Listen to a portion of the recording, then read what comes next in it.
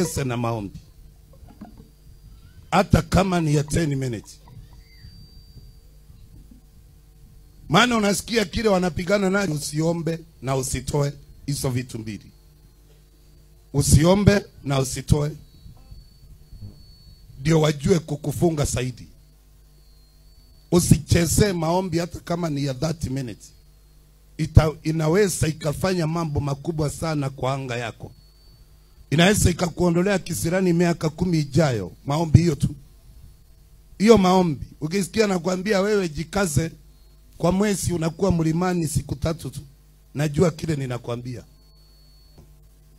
Ni uokoe miaka yako inayokuja na ukomboe kile kimefungwa. Mwanamke akiingiwa na hiyo, aone watoto wako wanafaulu, my friend, atatumia utajiri wake wote akikuendea.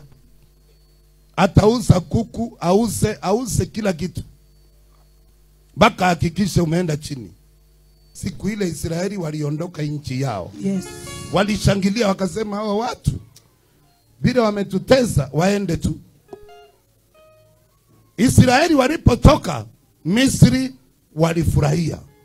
Na mimi nasema siku ile watakuachilia kuambia brother, si hatutaki vita. Wanazuia uombe, bando naomba. Wanakusukumia magonjwa usiende kanisa, bando naenda. Yes. Sema haleluya.